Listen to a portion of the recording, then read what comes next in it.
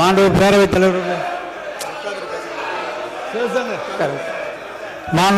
தலைவர் அவர்களே, நீதித்துறை பட்ஜெட் தாக்கல் பண்ண பிறகு நீதித்துறை செயலாளர் அவர்கள் விளக்கமாக சொல்லியிருக்கிறார். கடன் என்பது இன்னும் 50 ஆண்டு காலம் போனால் கூட அது அடைப்பதற்கு வாய்ப்பில்லை. ஆனால் ஒவ்வொரு அரசும் கடன் வாங்கி தான் தொடர்ந்து அதை செய்யப்பட வேண்டும் என்று நிதித்துறை செயலாளர் அவங்களுடைய செயலாளரை சொல்லியிருக்கிறார்கள்.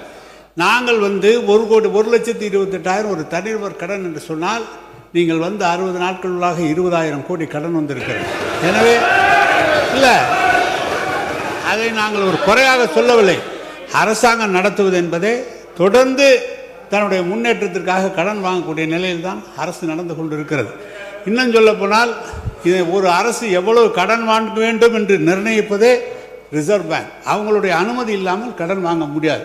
எனவே வருவாய் இருக்கிற போது ரிசர்வ் பேங்குடைய அனுமதியை பெற்று தான் கடன் வாங்கி இருக்கிறோம். எவ்வளவு கடன் அல்ல, எவ்வளவு திட்டங்கள் நிறைவேறி இருக்கிறது என்பதை பாருங்கள், எவ்வளவு புதிய திட்டங்கள் வந்திருக்கிறது என்பதை பாருங்கள். அதுதான் மாண்புமிகு உறுப்பினர் விஜய் சரவணன் அவர்கள். மாண்புமிகு உறுப்பினர் விஜய் சரவணன் பேசுங்க, பேச ஆரம்பிங்க. மாண்புமிகு பேரவைத் தலைவர் அவர்களே, எண்ணி துணிக கருமம் துணிந்த பின் எண்ணுவம் என்பது இழுக்கு என்கிற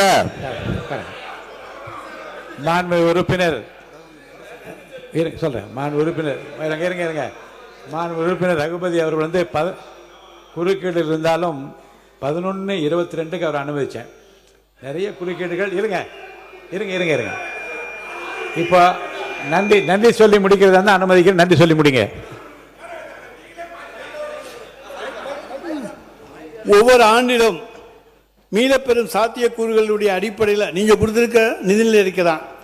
அரசு உத்தரவாதங்கள் முந்தைய ஆண்டின் மொத்த வருவாய் கணக்கு வரவுகளில் 75% அல்லது மாநில மொத்த உள்நாட்டு உற்பத்தி மதிப்பீட்டில் 7.5%, இவற்றில் எது குறைவானதோ அந்த அளவுக்கு அமையப்பட வேண்டும் கடன் வாங்குதல்.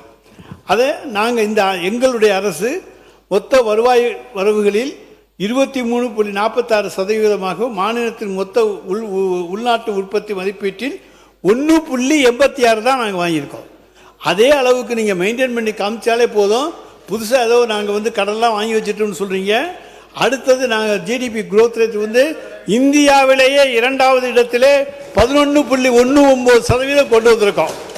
நீங்கள் 11.19 முடியாது, ஆனால் ஒரு 10% கொண்டு வர முயற்சியுங்கள். அப்பொழுதுதான் தமிழ்நாடு வளரும். நன்றி சொல்லி முடிங்க. எனவே இந்த நேரத்தில் எனக்கு பேசுவதற்கான வாய்ப்பினை அளித்த நம்முடைய பேரவைத் தலைவர் அவர்களுக்கும், அதே போல என்னை தேர்ந்தெடுத்து 3வது முறையாக தேர்ந்தெடுத்து சட்டமன்றத்திலே பேசுவதற்கான வாய்ப்பையும் தொகுதி குறைகளையும் மக்களுக்கான குறைகளையும் சொல்லக்கூடிய வாய்ப்பை உருவாக்கி தந்திருக்கிற என்னாலும் என் நெஞ்சில் இருக்கக்கூடிய திருமயம் தொகுதி மக்களுக்கும், என்றைக்கும் நான் உழைக்கின்ற புதுக்கோட்டை மாவட்ட மக்களுக்கும் இந்த நேரத்தில் என்னுடைய நெஞ்சார்ந்த நன்றியை தெரிவித்துக் கொண்டு என்னுடைய தொகுதியினுடைய கோரிக்கைகளை மனுவாக மாண்புமிகு பேரவைத் தலைவரிடத்தில் தந்து விடுகின்றேன். நன்றி, வணக்கம்.